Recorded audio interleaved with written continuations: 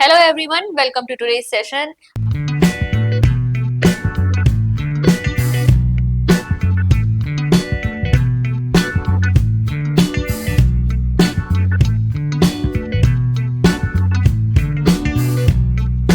अब आप लोगों की एग्जाम डेट बहुत ही नजदीक आ चुकी है। आई नो आप सभी लोग बहुत टेंशन में होंगे, लेकिन आपको क्या करना है, आपको बिल्कुल शांति से पीसफुली अपने दिमाग को काम रखते हुए अपना रिवीजन करते रहिए, प्रैक्टिस करते रहिए। तो आज जो हम करने वाले हैं, आज हम टीचिंग एप्टीट्यूड की मैराथन क्लास करेंगे, जिसमें हम टीचिंग एप्टीट्यूड के क्वेश्चंस को डिस्कस करेंगे।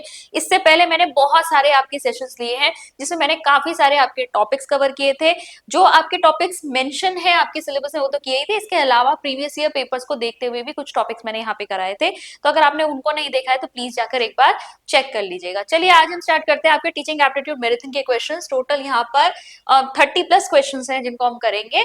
ठीक है, चलिए स्टार्ट करते हैं। पहला क्वेश्चन आपके सामने आ रहा है, post active phase of teaching is mainly concerned with. ठीक है, तो टीचिंग से रिलेटेड तो आपको पूरा ही सब कुछ पता होना चाहिए। और आपके जो क्वेश्चंस है, अगर प्रीवियस ईयर को ध्यान में रखें तो प्रीवियस ईयर क्वेश्चंस आपके फैक्चुअल आए हैं। ठीक है, ज्यादातर फैक्चुअल है, कॉन्सेप्ट बेस्ड बहुत ज्यादा नहीं पूछा है कि बहुत ज्यादा आपकी अंडरस्टैंडिंग को, आपके एप्लीकेशन लेवल को चेक कर रहा हो।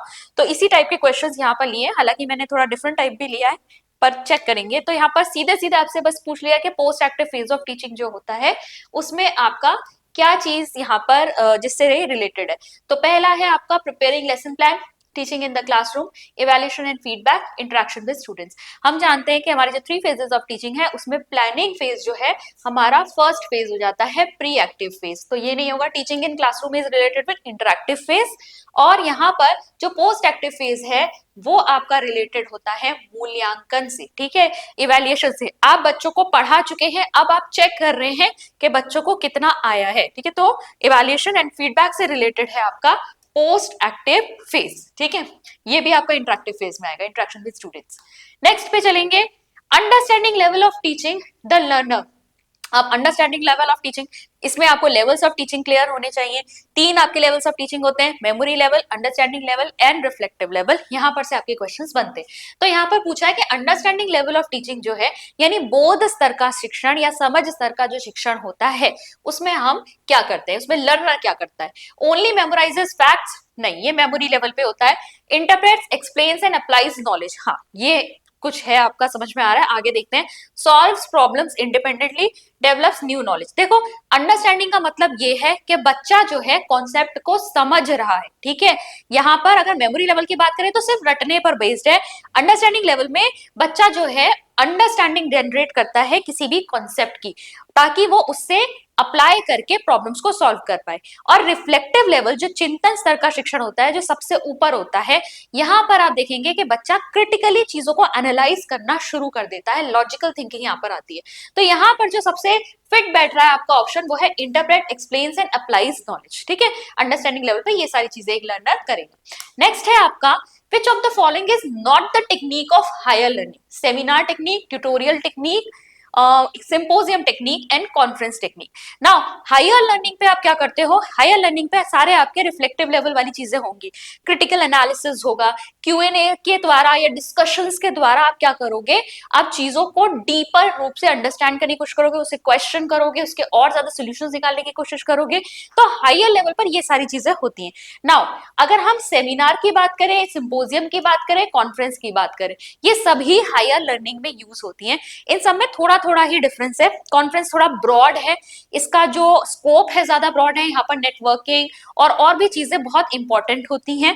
ठीक है, और यहाँ पर आप एक विस्तृत कॉन्सेप्ट को लेकर चलते हैं, और बहुत सारे यहाँ पर आपके यहाँ पे प्रेजेंटर भी होंगे, बहुत सारे आपके बैक टू बैक सेशंस वगैरह होते हैं, मल्टीपल डेज तक ये चलता है। अगर हम यहाँ पर सिंपोजियम की बात करें तो अगेन सिंपोजियम भी जो है कि आपका जो है टॉपिक बेस्ड होता है, किसी एक पर्टिकुलर टॉपिक के ऊपर आपकी प्रेजेंटेशंस होंगी, डिस्कशंस होंगे, क्रिटिकल एवैल्यूएशन होगा। सेमिनार जो है उससे भी थोड़ा सा लो लेवल पे किसी पर्टिकुलर थीम को पकड़ के आप जो है यहाँ पर डिस्कशंस वगैरह करते हो। ठीक है, और ये टीचर लेड होता है ज्यादातर। वैसे यहाँ पर भी आपको सारे रोल्स देखने को मिलेंगे, चेयरपर्सन भी होगा, प्रेजेंटर भी होगा, पार्टिसिपेंट्स भी होंगे। तो है सब कुछ थोड़ा थोड़ा मिला जुला ही रूप। आपने देखे होंगे ये सब कॉन्फ्रेंसेस, सेमिनार्स वगैरह अगर कभी आपने अटेंड किए हो, बस इसमें थोड़ा थोड़ा सा ही स्कोप वगैरह का डिफरेंस होता है। यहाँ हम एक ब्रॉडर कॉन्सेप्ट लेके चलते हैं, यहाँ हम टॉपिक लेके चलते हैं, यहाँ थीम लेके चलते हैं। ट्यूटोरियल टेक्निक क्या है? Tutorial technique is now individualise technique. ठीक है, इंडिविजुअलाइज टेक्निक का मतलब आप या तो वन ऑन वन टीचिंग कर रहे हो या ग्रुप ऑफ स्टूडेंट्स को पढ़ा रहे हो, कम होते हैं मतलब ग्रुप में भी स्टूडेंट्स, और यहाँ पर जो इंस्ट्रक्शंस होते हैं इंडिविजुअली दे रहे हैं आप, ताकि बच्चे की जो लर्निंग डिफिकल्टी उसे आप दूर कर सके, उसकी जो प्रॉपर नीड्स है उसके अकॉर्डिंग आप इंस्ट्रक्शन को डिजाइन कर सके। ठीक है, तो ट्यूटोरियल मेथड जो है हायर लर्निंग के लिए नहीं है, बेसिकली बच्चे की जो नीड्स है उसको फुलफिल करने के लिए। ठीक है, तो ट्यूटोरियल लर्निंग जो है आपका, ये आपका हायर लर्निंग के लिए नहीं है, बाकी सारी है। ठीक है, कंपैरेटिवली जहां हम आंसर यहाँ पे देख रहे हैं। नेक्स्ट पे चलेंगे, which is the lowest experience in Edgar Dale's cone of experience for teaching learning। अगर आप टीचिंग एड का टॉपिक चेक करोगे तो टीचिंग एड में जो आपको पढ़ना है, एक तो आपका हार्डवेयर अप्रोच और सॉफ्टवेयर अप्रोच क्लियर होना चाहिए, प्रोजेक्टेड एंड नॉन प्रोजेक्टेड जो है जो टीचिंग एड्स है वो आपकी क्लियर होनी चाहिए। देन एक एडगर डेल का कोन ऑफ एक्सपीरियंस हम पढ़ते हैं, जहां पर उन्होंने जितने भी टीचिंग एड्स वगैरह हम यूज करते हैं या टीचिंग लर्निंग मटेरियल में हम जो भी चीजें यूज करते हैं, उन्हें डिग्री ऑफ एब्स्ट्रैक्शन के हिसाब से उन्होंने एक कोन में यहाँ पर लगाया हुआ है। मैं आपको दिखा देती हूँ ताकि हम आंसर को भी यहाँ पर कर पाए। देखो, ये है एडगर डेल का कोन ऑफ एक्सपीरियंस। तो इन्होंने यहाँ पर क्या है, ये कोन बनाया है, यहाँ पर जितने भी हम टीचिंग मेथड्स या फिर टीचिंग एड्स वगैरह यूज कर रहे हैं ना, उसको उन्होंने यहाँ पर एक हायरार्की में लगाया। वो हायरार्की किस बेस पर है, यहाँ आप देखोगे डिग्री ऑफ एब्स्ट्रैक्शन, मतलब कितनी अमूर्तता है उस चीज में। अमूर्तता का मतलब क्या होता है, जिसको हमें दिमाग में सोचना पड़ रहा है, इमेजिन करना पड़ रहा है। कॉन्क्रीट क्या होता है, जो हमें दिख रहा है। ठीक है, जैसे ये अगर मैं इसकी बात करूं, यहाँ पर अगर मैं बात कर रही हूँ कि इसका पेन जो है मुझे ये दिख रहा है, तो ये कॉन्क्रीट है। अगर मुझे कुछ इमेजिन करना पड़ जाए, कोई कैलकुलेशन आपने मुझे कोई अभी नंबर दिया और मुझे अपने दिमाग में उसे कैलकुलेट करना पड़ जाए, वो क्या हो जाएगा, अमूर्त हो जाएगा।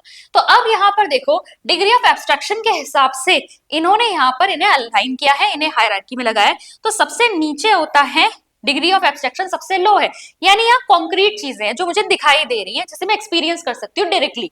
ठीक है, प्रत्यक्ष रूप से जिसका मैं अनुभव कर सकती हूँ। यहाँ पर क्या है, यहाँ है एब्स्ट्रैक्ट, हाईली एब्स्ट्रैक्ट है, यानी कि मुझे उसे सोचना पड़ेगा, दिमाग में इमेजिन करना पड़ेगा, तब मेरी समझ में आएगा वो चीज। ठीक है, तो इन्होंने कहा जितना ज्यादा डायरेक्ट एक्सपीरियंस की तरफ चलोगे, लर्निंग उतनी ही बेटर होती है। तो टॉप पर देखो इन्होंने क्या लगाया है, यही लो लेवल मानोगे। ठीक है, लो लेवल क्या हो गया, मतलब जहां पर बहुत ज्यादा सोचना पड़ रहा है, इमेजिन करना पड़ रहा है। वर्बल सिंबल्स, वर्बल सिंबल्स को बच्चे को दिमाग में क्या करना पड़ेगा, इमेजिन करना पड़ेगा। फिर पिक्चर्स उससे थोड़ा बेटर होती है, क्योंकि एक बार मैं बस खाली ट्री लिखूं, अब ट्री वर्ड पढ़ के बच्चे के दिमाग में उसको याद करना कि ट्री किसके लिए स्टैंड करता है, ट्री का मतलब क्या है। और यहाँ पर अगर हम देखें तो यहाँ पर अगर आपने डायरेक्टली पिक्चर बना दी तो ये इससे ज्यादा बेटर है ना, डायरेक्टली बच्चे को समझ में आ गया हम ट्री की बात कर रहे हैं। ऐसे ही हम जैसे जैसे नीचे जाते जाएंगे और भी ज्यादा यहाँ पर कॉन्क्रीटनेस और डायरेक्ट एक्सपीरियंस आता जाता है। ऑडियो रिकॉर्डिंग या फोटोज, ठीक है, यहाँ पर आपने एक ड्राइंग बनाई है, यहाँ पर आपने डायरेक्टली उसको एक रियल फोटो दिखा दी, फिर मोशन पिक्चर में दिखाओगे और भी ज्यादा बेटर है। एग्जीबिशन में ले जाएंगे, field trip, demonstration, dramatise experiences, contrive experiences, फिर डायरेक्ट पर्पसफुल एक्सपीरियंसेस। सबसे नीचे क्या है, रियल डायरेक्ट एक्सपीरियंस। कोई काम अगर आपको करवाना है, बच्चे को डायरेक्टली एक्सपीरियंस ही करवा दो उसे। ठीक है, तो यहाँ पर बच्चे को ज्यादा समझ में आएगा। तो यहाँ पर अंडरस्टैंडिंग भी इसी तरीके से ज्यादा बढ़ती है। ऊपर वाली जो चीजें हैं ये इंफॉर्मेशन प्रोवाइड करने के लिए होती है। फिर हम नीचे नीचे जैसे आते हैं, हमारे कॉग्निटिव स्किल्स और ज्यादा डेवलप होंगे, और लास्ट में हम आते आते क्योंकि डायरेक्ट एक्सपीरियंसेस हम ले रहे हैं, हमारे ज्यादा सेंसेस इन्वॉल्व है, मोटर स्किल्स हमारे एटीट्यूड्स वगैरह जो है यहाँ ज्यादा इन्वॉल्व होते हैं। तो अब अगर हम पीछे जाएं और इन्होंने पूछा है कि लोएस्ट एक्सपीरियंस कौन सा है एडगर डेल के कोन ऑफ एक्सपीरियंस में, contrive experience, dramatic experience, verbal symbols, motion pictures, verbal symbols है। अब आप कहोगे ऐसे तो हमारे पास कुछ भी आ जाएगा, तो क्या हमें पूरा का पूरा चार्ट याद करना है? तो नहीं, पूरा चार्ट याद नहीं करना। जो मैंने बेसिक आपको बताया, अगर आपको इतना भी समझ में आ गया तो शुरुआत के एक दो और यहाँ लास्ट के एक दो याद कर लो, बाकी तो आपको समझ में आ ही जाएगा। बहुत ज्यादा डीप क्वेश्चन थोड़ा ना इसको अलाइन करने के लिए दे देंगे। ठीक है, और अगर देते भी है तो आपको क्या देखना है, किस जिसमें ज्यादा सेंसेस यूज होते जाएंगे। यहाँ देखो, यहाँ से जैसे जैसे आप नीचे आ रहे हो आपके ज्यादा सेंसेस इन्वॉल्व हो रहे हैं, तो उसके अकॉर्डिंग आप इसको अलाइन कर सकते हो। ठीक है, नेक्स्ट है, which guiding principle from the following is not directives in selection of teaching add. तो टीचिंग एड को सेलेक्ट करते वक्त आपको कौन से प्रिंसिपल को ध्यान नहीं रखना है। ठीक है, मतलब वो सही आपको दिशा नहीं दे रहा है चयन करने में। तो देखिए, the principle of realisation of objectives, बिल्कुल आपके उद्देश्य जो है वो तो उस टीचिंग एड की हेल्प से पूर्ण होने चाहिए, रियलाइज होने चाहिए। The principle of learner centredness, बिल्कुल अपार केंद्रितता होनी चाहिए उसमें। Principle of physical control, principle of availability. देखो प्रिंसिपल ऑफ अवेलेबिलिटी उपलब्ध भी होनी चाहिए, बिल्कुल सही बात है, टीचिंग एड उपलब्ध भी तो होनी चाहिए, आप जिसको यूज करना चाहते हो अपनी टीचिंग में। प्रिंसिपल ऑफ फिजिकल कंट्रोल, कि आप शारीरिक रूप से उसका नियंत्रण कर सको, ठीक है। कंट्रोल मतलब यहाँ पर हम पूरी तरीके से उस टीचिंग एड को कंट्रोल करने की कोशिश कर रहे हैं। वैसे तो आपके उसमें होनी चाहिए थोड़ी बहुत कंट्रोल में, ये नहीं कि आपने कोई टीचिंग एड जो है आप लेके गए और वो वहां पर क्लासरूम में जो है इधर उधर हो रही है, बच्चे सारे एकदम से भगदड़ मच गई तो क्लासरूम का पूरा माहौल ही वहां पर बिगड़ गया, ऐसा भी नहीं होना चाहिए। लेकिन ओवर कंट्रोल यहाँ पर नहीं होना चाहिए सेलेक्ट करते वक्त। तो बाकी सारी चीजें तो आपकी होंगी, यहाँ पर सी आपका ऑप्शन नहीं है उतना यहाँ पर रेलिवेंट। नेक्स्ट है, which one of the following is most appropriate to develop higher order cognitive skills? तो higher order cognitive skills आपके डेवलप करने के लिए कौन सा यहाँ पर बेटर है, ठीक है। Role play, lecture demonstration, discussion session, lecture method, इस तरह के क्वेश्चन में आपको ये देखना चाहिए कि बच्चा ज्यादा एक्टिव कहाँ पर है, ठीक है, ज्यादा उसके सेंसेस कहाँ इन्वॉल्व हो रहे हैं, तो ये रोल प्ले में हो रहे हैं। लेक्चर डेमोन्स्ट्रेशन में टीचर ज्यादा एक्टिव है, डिस्कशन में भी बच्चा सिर्फ बोल रहा है, ठीक है, हालांकि सुनता भी है वहां पर, बोल रहा है सुन रहा है। लेक्चर मेथड में बच्चा सिर्फ सुन रहा है। रोल प्ले में बच्चा पूरे तरीके से इन्वॉल्व है, ठीक है। आपको बहुत अटेंटिव रहना पड़ेगा, अपना डायलॉग आपको कब बोलना है उसके लिए आपको दूसरे को सुनना भी पड़ेगा। यहाँ पर बहुत पेशेंस होना चाहिए, अटेंटिव होना चाहिए, सुनना बोलना आपका इन्वॉल्व। अगर किसी प्ले में आपको इधर से उधर मूव भी करना पड़ा, एक्ट भी करना पड़ा, तो आप उसमें फिजिकल भी इन्वॉल्व है, तो ज्यादा सेंसेस आपके इन्वॉल्व है, तो रोल प्ले यहाँ पर सही ऑप्शन आपका होगा। नेक्स्ट है आपका, which is not the objective of memory level of teaching. Memory level of teaching का ऑब्जेक्टिव उद्देश्य क्या नहीं है पूछा है, ठीक है, नॉट पूछा है। ट्रेनिंग ऑफ मेंटल एस्पेक्ट, हाँ ठीक है, मेंटल एस्पेक्ट की ट्रेनिंग हो रही है, चाहे आप याद कर रहे हो चीजों को, रिमेंबर कर रहे हो। To give knowledge of facts, ठीक है, perception of meaning and understanding of thought, rememorisation, representation of knowledge. देखो मेमोरी लेवल ऑफ टीचिंग में ना होता क्या है, आप बच्चे को इंफॉर्मेशन प्रोवाइड कर रहे हो, बच्चा उसे अपने दिमाग में रख रहा है, याद कर रहा है, समय आने पे उसको रिप्रोड्यूस कर सकता है। आपने उससे जब क्वेश्चन पूछा तो वो उसको रिकॉल करके बताएगा। अंडरस्टैंडिंग से यहाँ पर मतलब ज्यादा नहीं है, तो perception of meaning and understanding of thoughts यहाँ पर नहीं होगा, बाकी सारी चीजें यहाँ पर आएंगी। नेक्स्ट है आपका, which of the following is not a function of models of teaching. अब मॉडल्स ऑफ टीचिंग मैंने एक आपका लेक्चर उस पर लिया है इंस्ट्रक्शनल डिजाइन पर, तो मॉडल्स ऑफ टीचिंग को आप इंस्ट्रक्शनल डिजाइन ही समझिए। बेसिकली एक मॉडल ऑफ टीचिंग क्या है कि आपको कंटेंट बच्चों को कैसे डिलीवर करना है, पूरा वो प्रोसेस जो टीचिंग लर्निंग का है वो कैसे आप डिजाइन करेंगे ताकि आप डिजायर्ड बिहेवियर चेंज बच्चों में देख पाए, यानी कि जो ऑब्जेक्टिव आप सेट करेंगे वो आप फुलफिल कर पाए। तो यहाँ पर मॉडल्स ऑफ टीचिंग एक तरह की लेसन प्लानिंग आप समझ लीजिए। डिजाइनिंग ऑफ करिकुलम, बिल्कुल क्या मॉडल ऑफ टीचिंग आप यूज करेंगे उसके लिए आपका करिकुलम डिजाइन करने में हेल्प करेगा। Development and selection of instruction, हाँ बिल्कुल करेगा, क्या मटेरियल यूज करोगे, हर तरीके का जब इंस्ट्रक्शन डिजाइन या मॉडल आप तैयार करते हो उसके अकॉर्डिंग अलग होता है। फिर guiding the teachers activity in teaching learning situation, ये भी सही है कि टीचिंग लर्निंग एक्टिविटीज कैसे चलेंगी एक पर्टिकुलर मॉडल ऑफ टीचिंग को जब आप फॉलो कर रहे हो। Selection of social skills, social skills की बात यहाँ पर नहीं आ रही है, बाकी सारी चीजें आपके यहाँ पे इन्वॉल्व होंगी, तो फोर्थ ऑप्शन होगा। नेक्स्ट है आपका question number 9, which of the following is not democratic teaching strategy. Now democratic teaching strategy क्या हो गई, जहां पर बच्चे और स्टूडेंट दोनों डिसीजन मेकिंग में हेल्प कर रहे हैं, दोनों ही इन्वॉल्व हैं। ह्यूमन रिलेशन, यहाँ पर टीचर स्टूडेंट के बीच का रिलेशनशिप यहाँ सेंटर में होता है। Problem solving, project, discovery, demonstration. Now देखो डेमोक्रेटिक में यहाँ पर आपका प्रोजेक्ट आएगा, प्रॉब्लम सॉल्विंग आएगा, डिस्कवरी आएगा, इनमें टीचर भी एक्टिव है और स्टूडेंट भी इक्वली एक्टिव है। डेमोन्स्ट्रेशन में टीचर ज्यादा एक्टिव होते हैं कंपेयर टू स्टूडेंट, ठीक है, क्योंकि स्टूडेंट सिर्फ ऑब्जर्व कर रहे हैं, टीचर डेमोन्स्ट्रेट करके दिखा रहे हैं एक्सपेरिमेंट को, तो demonstration technique will not be democratic, completely democratic तो नहीं है ये बाकी सारे के कंपैरिजन में। नेक्स्ट है आपका, ओके मैच द फॉलोइंग है, एक तरफ आपको टीचिंग एड्स दी हैं, दूसरी तरफ आपको टाइप दिया है उसका कि किस प्रकार की ये टीचिंग एड है। तो gramophone, gramophone is your audio aid. Then OHP, ठीक है, ओवरहेड प्रोजेक्टर होता है। OHP is your projected aid, ठीक है। प्रोजेक्टेड का मतलब क्या होता है, जिसको आप स्क्रीन पर ले सकते हो, ठीक है, एक पर्दे के ऊपर आप उसे ले सकते हो, जैसे पुराने जमाने में गांव में फिल्में वगैरह नहीं दिखाई जाती थी, ऐसे ही प्रोजेक्टर्स वगैरह होते हैं जो स्क्रीन के ऊपर वहां पर प्रोजेक्ट किए जाते हैं, तो प्रोजेक्टेड होती है। ओएचपी को भी प्रोजेक्ट किया जा सकता है स्क्रीन पर, तो ये प्रोजेक्टेड एड हो गई। Flannel board and text book, ठीक है, ये क्या हुई, टेक्स्ट बुक वगैरह विजुअल एड हो गई। And motion picture will be your audio visual add. तो 1 के साथ आ रहा है आपका यहाँ पर 2 अच्छा 3 में है, देन 2 के साथ आ रहा है 4, ये आपका आ गया सी वाला ऑप्शन। सी वाला ऑप्शन करेक्ट ऑप्शन है आपका, ठीक है, सी ऑप्शन। नेक्स्ट है आपका What is या are the characteristics of a good teaching learning material? तो अच्छे शिक्षण अधिगम जो आपका मटेरियल है उसकी क्या कैरेक्टरिस्टिक होती हैं? Material should have utilitarian value, बिल्कुल उसकी एक उपयोगिता होनी चाहिए। सेकेंड है आपका TLM should be light weight, safe and study. Safe and study तो होना चाहिए, ये नहीं कि जाते ही टूट गया है, और सेफ होना चाहिए बिल्कुल, क्लासरूम में ऐसा ना हो किसी प्रकार की हानि जो है किसी भी बच्चे को पहुंचे। और फैमिलियरिटी होनी चाहिए टीएलएम की टू इंट्रोड्यूस न्यू कॉन्सेप्ट, जो भी कॉन्सेप्ट आप पढ़ाना चाहते हैं उसके साथ वो रेलेवेंट होना चाहिए, मैच करना चाहिए, ये नहीं कि पढ़ाने कुछ और जा रहे, टीचिंग एड कुछ और ले जा रहे। तो यहाँ पर तीनों ही होंगे। तो ऑप्शन देखो, ऑप्शन के भी ऑप्शन बने हुए हैं, इस तरह के क्वेश्चन भी आपके आ सकते हैं जहां पर आपकी डिफिकल्टी लेवल को इंक्रीज करने के लिए ऑप्शंस के भी ऑप्शन बना देते हैं। तो 1 2 3 all are relevant, so A option यहाँ पे करेक्ट ऑप्शन होगा। नेक्स्ट क्वेश्चन पे चलेंगे। Flanders interaction analysis is associated with verbal behavior, non-verbal behavior, both A and B, none of the above. Now, Flander का जो interaction analysis है, ये teaching को आपका डिस्क्राइब किया। नेड ए फ्लैंडर्स जो थे, इन्होंने अपना एक कैटेगरी सिस्टम दिया था, ठीक है, इन्होंने एक फ्लैंडर्स इंटरेक्शन एनालिसिस जो है एनालिसिस किया था कि जो टीचिंग क्लासरूम में हो रही है उसको हम कैसे देख सकते हैं, जो आपका क्लासरूम में इंटरेक्शन हो रहा है उसके द्वारा हम देख सकते हैं। और इन्होंने कैटेगरीज दी थी फिर इसकी, चलिए उसको मैं बाद में बताती हूँ। मैं आपको बता देती हूँ कि फ्लैंडर इंटरेक्शन एनालिसिस जो है आपका किससे जुड़ा हुआ है, क्योंकि हम इंटरेक्शन की बात कर रहे हैं, बातचीत की बात कर रहे हैं, तो ये वर्बल बिहेवियर से जुड़ा हुआ है।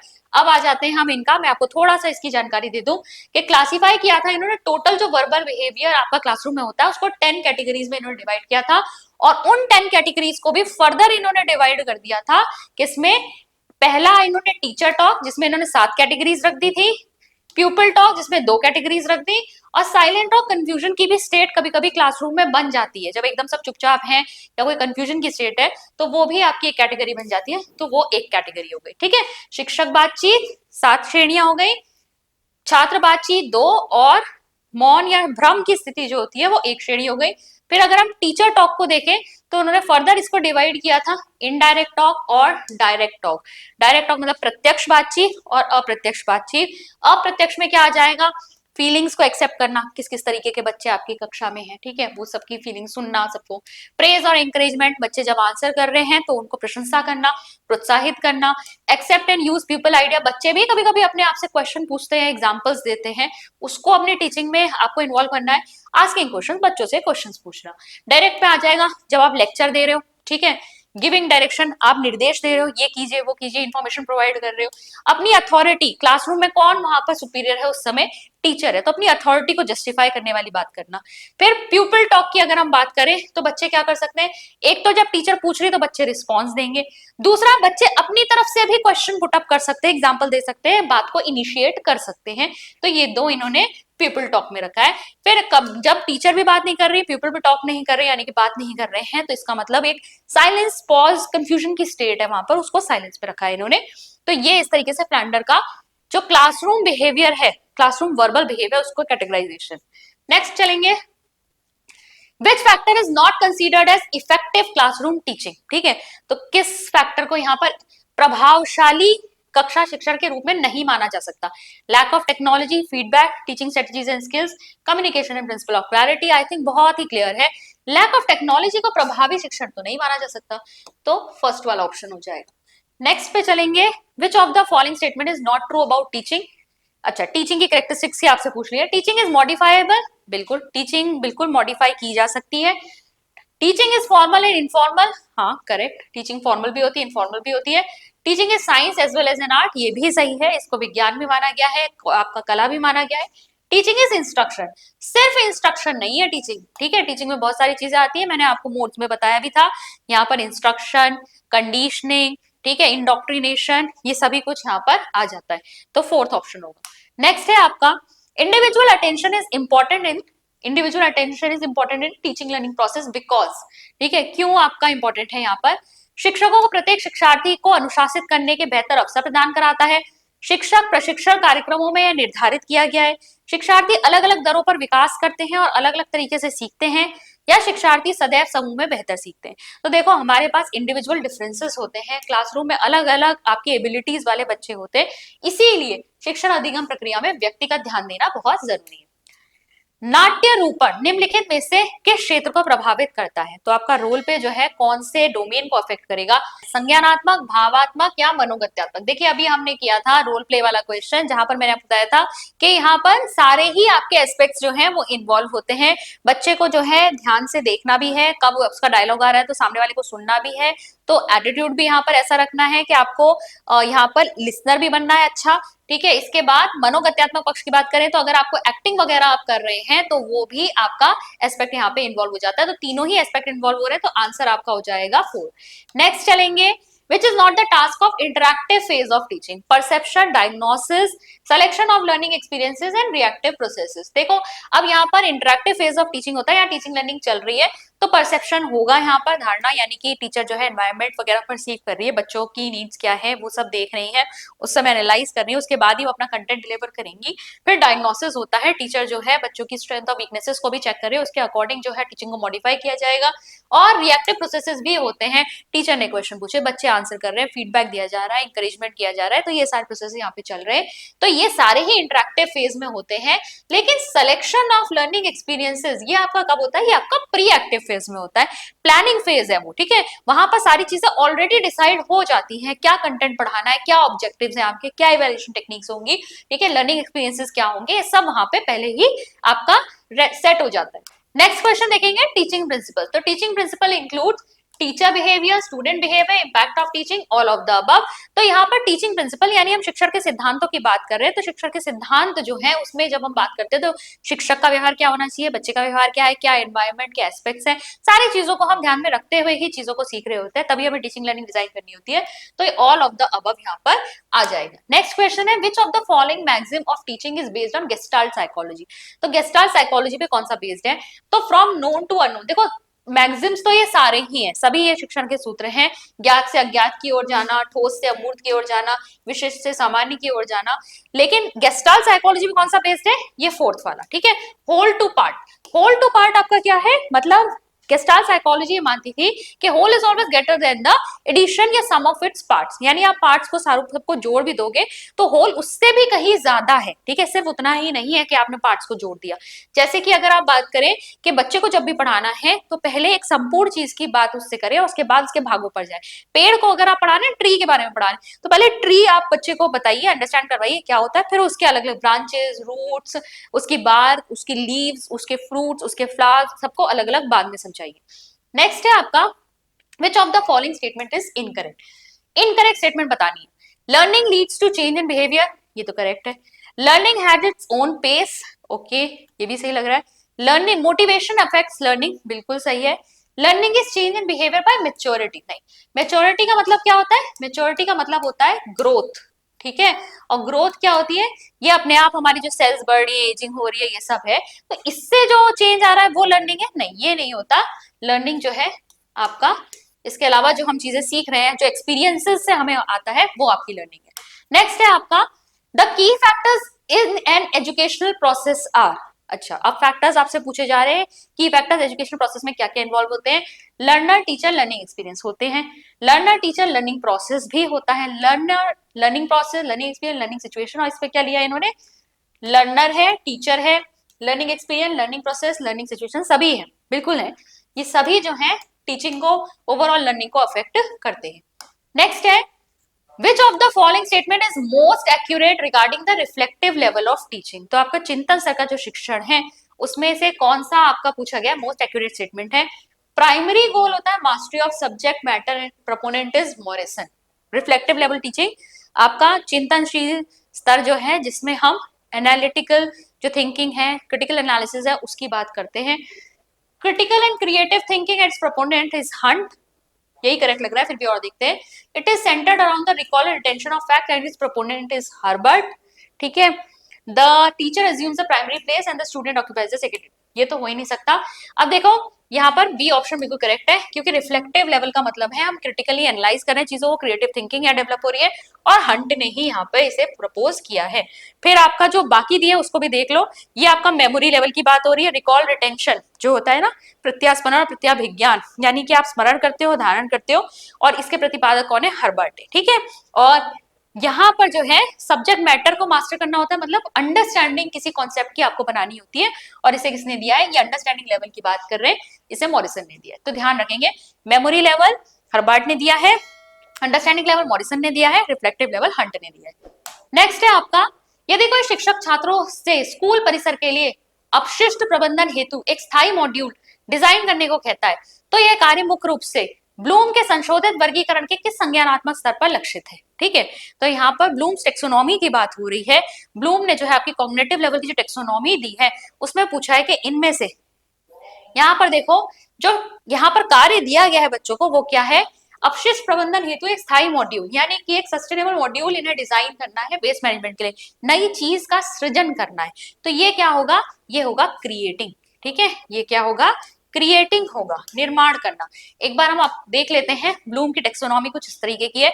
1956 में ब्लूम ने जो टेक्सोनॉमी दी थी वो ये है आपकी, जिसमें उन्होंने क्या लिया था, knowledge comprehension application analysis synthesis evaluation. Knowledge मतलब ज्ञान, पहले क्या देते हैं बच्चों को, आप इन्फॉर्मेशन देते हैं, फिर बच्चा समझता है चीजों को, समझ गया तो फिर अब उसे अप्लाई कर सकता है, अप्लाई कर सकता है, उसके बाद क्या कर सकता है, विश्लेषण कर सकता है, चीजों को उसके तत्वों में तोड़कर प्रॉब्लम को एनालाइज कर सकता है, फिर उन तत्वों को जोड़कर नई चीज संश्लेषित भी कर सकता है, नई चीज किसी चीज का निर्माण भी कर सकता है, और फिर लास्ट में मूल्यांकन कर सकता है। ये था आपका ब्लूम का ओरिजिनल जो टेक्सोनॉमी थी, जिसमें से जो नीचे के तीन थे उन्हें हम लॉट्स कहते हैं, लो ऑर्डर थिंकिंग स्किल्स यहाँ पर यूज होते हैं, और जो ऊपर के तीन हैं इन्हें हम हॉट्स कहते हैं, जो आपके हायर ऑर्डर थिंकिंग स्किल्स है। इसका रिवीजन किया था एंडरसन ने 2001 में।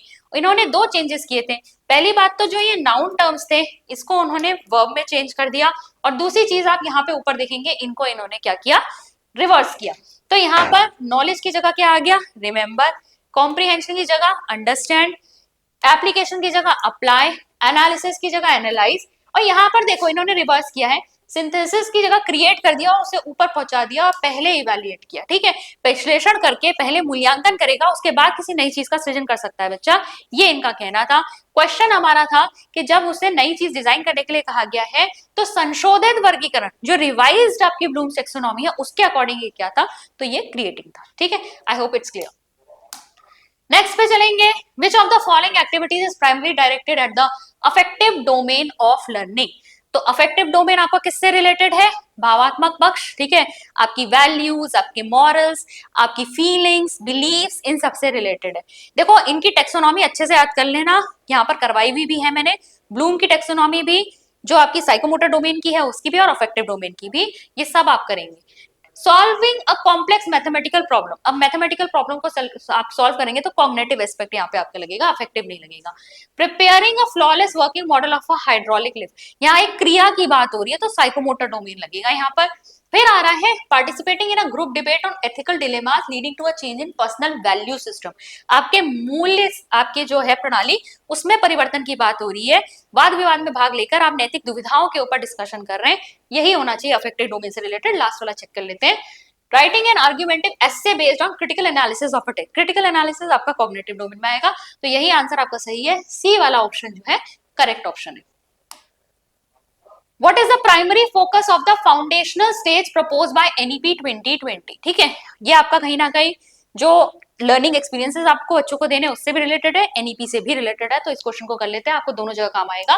प्राइमरी फोकस क्या है, फाउंडेशनल स्टेज का। अब देखो फाउंडेशनल स्टेज में आपके क्या आ रहे थे, आपका फाउंडेशनल स्टेज फॉर्मूला क्या है आपका 5+3+3+4, तो फाउंडेशनल स्टेज में 3 साल तो बाल वाटिका के आते हैं, फिर क्लास 1 क्लास 2 इसमें इंक्लूड होती है, इसे हमने फाउंडेशनल स्टेज कहा है।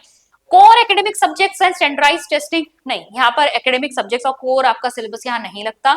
Introduction of vocational training from class 1, बिल्कुल नहीं, वोकेशनल ट्रेनिंग क्लास 1 से नहीं कही गई है। Multi level play based discovery based learning spanning ages from 3 to 8, यही करेक्ट है, ठीक है। यहाँ पर क्या कहा गया है, play based activities, discovery based method, इन सबको यूज करके बच्चों को खेल खेल में ही चीजों को सिखाना है, और एज रेंज भी यहाँ बच्चों की कितनी है, 3 साल से लेकर 8 वर्ष तक है। और लास्ट ऑप्शन देख लेते हैं एक बार, strict monitoring of cognitive development through summative assessment की तो बात ही नहीं आती यहाँ पर। एक बार यहाँ पे आप ये चेक कर सकते हैं, ये आपका एनईपी का जो है करंट मॉडल है।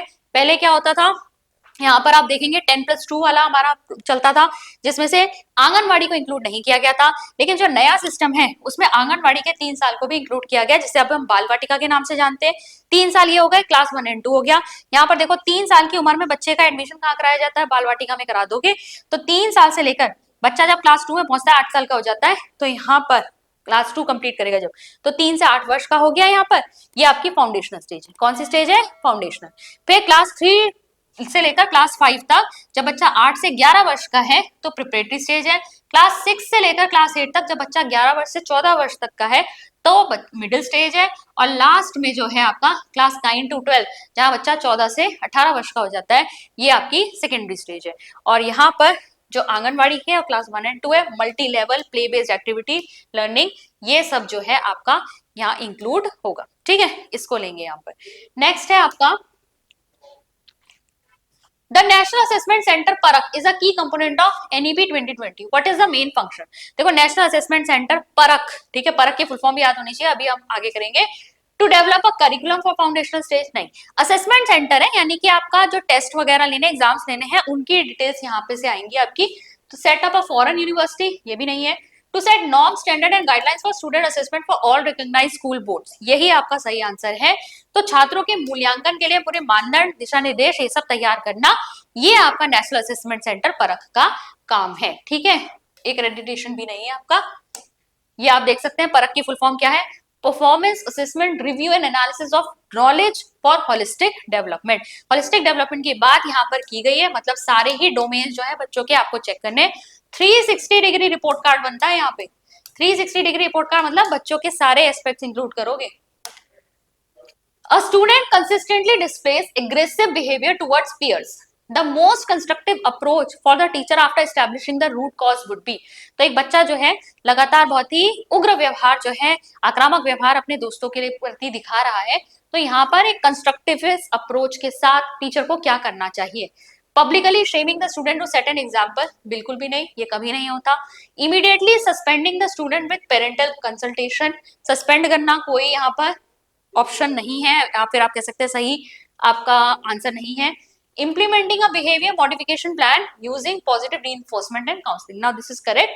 ठीक है, हम क्या कर सकते हैं यहाँ पर, इम्प्लीमेंट कर सकते हैं, बच्चे के बिहेवियर को मॉडिफाई कर सकते हैं, ताकि यहाँ पर हम उसको और काउंसलिंग करें, ताकि उसके व्यवहार में हम परिवर्तन देख सके। इसके अलावा attributing the aggression to the family, family background पर डाल दोगे मैं इनके तो आता ही ऐसे परिवार से, ये भी गलत है। तो सी ऑप्शन इसका करेक्ट ऑप्शन है। नेक्स्ट है the most effective use of differentiated instruction would be. Differentiated instruction का मतलब क्या है, अगर आपकी कक्षा में अलग अलग जरूरतों वाले बच्चे बैठे हैं तो आप उनके अनुसार इंस्ट्रक्शंस को डिजाइन करेंगे कि आप जब निर्देश दे रहे हैं तो उन्हीं के अकॉर्डिंग दें। ठीक है, अब देखिए, only teach to average student, नहीं, give the same homework to everyone but offer extra credit to gifted students. और देख लेते हैं, tailor the assessment content delivery and pacing to match the readiness, interest and learning profiles of individual students. Now this is the correct option. जब आप differentiated instruction की बात कर रहे हो, मतलब एक बच्चा वीक है, एक बच्चा एवरेज है, एक बच्चा गिफ्टेड है, तो आप क्लासरूम में जब किसी कॉन्सेप्ट को समझा रहे हो तो आप ऐसे एग्जाम्पल दोगे जो एक हल्का एग्जाम्पल भी दिया आपने, वीक बच्चे को भी समझ में आ जाए, थोड़ा सा आपने डिफिकल्टी लेवल इंक्रीज करके क्वेश्चन या एग्जाम्पल दिया जो एवरेज बच्चे को समझ में आ जाए, एक आपने और ज्यादा डिफिकल्ट कर दिया जो गिफ्टेड बच्चे के लिए भी आपका उसकी नीड्स को भी सेटिस्फाई कर दे। ठीक है, तो यहाँ पर आप कंटेंट डिलीवरी, असेसमेंट, पेसिंग, सब कुछ जो है इस तरीके से कर रहे हैं कि हर तरह का बच्चा जो है आपके वहां सीख सके। फिर देखिए, group students by ability teaching, ये भी नहीं होगा, तो ऑप्शन सी करेक्ट है आपका। ठीक है, सेपरेट करिकुलम हम क्यों उसके लिए लाएंगे। नेक्स्ट है आपका a teacher role as a reflective practitioner primary involve. तो अगर एक टीचर जो है चिंतनशील आपका शिक्षक है, तो यहाँ पर हम सबसे पहले क्या देखेंगे, प्राइमरी इन्वॉल्व मतलब उसकी सोच में हमें क्या दिखाई देगा, only focusing on the success rate of the students in the final exam, नहीं, चिंतनशील है तो थ्रू आउट जो है टीचिंग भी वो बहुत पूरे साल भर जो है बच्चों को देखते रहेंगे। Documenting all classroom events for administrative record keeping, खाली रिकॉर्ड कीपिंग करने के लिए वो सारे जो है बच्चों के जितनी भी इवेंट्स हुए हैं उन सबको डॉक्यूमेंट करके रखेंगे। Systematically analyse one's own teaching practice, critically evaluate the outcomes and adjusting future strategies based on evidence. बिल्कुल सही। रिफ्लेक्टिव का मतलब क्या है, आप क्रिटिकली चीजों को एनालाइज कर रहे हैं, प्रॉब्लम सॉल्विंग एटीट्यूड है आपके अंदर। तो टीचर क्या करेगा, लगातार एनालाइज करता रहेगा कि जो टीचिंग प्रैक्टिस चल रही है वो सही चल रही है या नहीं, क्रिटिकली इवैल्यूएट करेगा कि मैं कहाँ पे गलत हूँ या क्या चीज मुझे चेंज करने की जरूरत है। उसके बाद वो क्या करेंगे, फ्यूचर स्ट्रेटेजीज इसी एविडेंस के आधार पे बनाएंगे। तो सी ऑप्शन यहाँ करेक्ट ऑप्शन। मेमोराइजिंग करना ये भी नहीं होगा आपका। नेक्स्ट है आपका NEP 2020 emphasizes shifting assessment towards a more formative style. Which practice aligns best with this shift? तो आप जानते ही हैं NEP में आपका थ्रू आउट द ईयर आपको बार बार असेस करने के लिए बात की गई है, तो समेटिव से ज्यादा फॉर्मेटिव के ऊपर जोर देने की बात की गई है। तो यहाँ पर कौन सी प्रैक्टिस उसके साथ अलाइन हो रही है, तो पहला है आपका conducting only one major high stake exam at the end, बिल्कुल गलत। यहाँ पर पोर्टफोलियो असेसमेंट और पीयर असेसमेंट है। Ranking students publicly based on quarterly test को रैंकिंग करना गलत है। Evaluating students solely on their ability to reproduce text book definition, नहीं ये भी गलत है। सिर्फ टेक्स्ट बुक की डेफिनेशन परिभाषाएं बता सके ये भी गलत है, यही सही है आपका। देखो पोर्टफोलियो असेसमेंट क्या होता है, आपने किसी बच्चे का रिकॉर्ड रखा, अब आपने रिकॉर्ड ये नहीं कि आपने एक टेस्ट लिया उसके बेस पे कर दिया, आपने ओवर द टाइम बच्चे ने जो प्रोजेक्ट सबमिट किए, जो आपने क्लास वर्क में करवाया है, या जो भी आपने उसको असेसमेंट के लिए काम दिया है, वो सारे का रिकॉर्ड आप एक साथ रखते हो, उसके बेसिस पर उसका एनालिसिस करते हैं। This is your portfolio assessment. Peer assessment मतलब उसके जो साथी हैं वो उसका असेसमेंट करेंगे। The primary goal of conducting a diagnostic assessment is, diagnostic assessment या निदानात्मक परीक्षण क्यों किया जाता है, to assign grades at the end of a unit, नहीं, to identify specific learning gaps, error, misconception that are causing students difficulty, ये बिल्कुल सही है। मैंने पहले भी आपको बताया डायग्नोस्टिक टेस्ट किस लिए होता है, बच्चों की स्ट्रेंथ्स और वीकनेसेस को आइडेंटिफाई करने के लिए, ताकि उसे सही किया जा सके। डायग्नोस्टिक प्रोसेस जो है आपका कब चल रहा है टेस्टिंग, ये जब आपका टीचिंग लर्निंग प्रोसेस अभी चल रहा है, खत्म नहीं हुआ है, ठीक है। फिर है to compare the performance of student, compare करने के लिए नहीं है। टेस्ट स्टूडेंट जनरल नॉलेज, नहीं, आपका बी ऑप्शन करेक्ट है। और लास्ट क्वेश्चन देखेंगे, in the context of CCE the term comprehensive refers to evaluating the student using a comprehensive final exam. Comprehensive का मतलब होता है अलग अलग क्षेत्रों में हम बच्चे का असेसमेंट करें। Covering every topic in the syllabus, नहीं। Evaluating both scholastic and post scholastic life skill, attitude, values, aspect, यही आपका सही ऑप्शन है। हम उसका इवैल्यूएशन जो करेंगे, मूल्यांकन करेंगे, वो बच्चे के हर डोमेन को, चाहे वो स्कॉलिस्टिक एकेडमिक हो या आपका को करिकुलर एक्टिविटीज हो, सब में हम उसका असेसमेंट करेंगे, उसके बेस पे उसका एक फाइनल इवैल्यूएशन होगा, यही आपका सही ऑप्शन है। कंडक्टिंग कंटिन्यूसली, कंटिन्यूस का तो वर्ड वहां पे कंटिन्यूस ही दिया है ना, कंटिन्यूस कॉम्प्रिहेंसिव इवैल्यूएशन, ठीक है। तो सी ऑप्शन यहाँ करेक्ट ऑप्शन है। तो आज हमने ये जो क्वेश्चंस किए हैं आपके ओवरऑल टीचिंग एप्टीट्यूड बेस से रिलेटेड थे। आई होप आपको ये थोड़े यूजफुल लगे होंगे कि आपके आने वाले एग्जाम के लिए ये हेल्पफुल रहे। मेन जो आपका बेसिक ये रहेगा कि आप अपना कॉन्सेप्ट जो है वो इन टीचिंग वाले टॉपिक से क्लियर कर लें, ताकि किसी भी तरह का क्वेश्चन आपका आए तो आप उसे कर सकें। मेरी तरफ से आप लोगों के लिए एग्जाम के लिए all the very best. Channel अगर आपको अच्छा लग रहा है तो प्लीज इसे सब्सक्राइब कर लीजिए और बेल आइकन को टैप कर लीजिए, जिससे हमारे सभी नए वीडियोस के नोटिफिकेशन आपको टाइम से मिलते रहे। मैं मिलती हूँ आपसे नेक्स्ट वीडियो में। Thank you.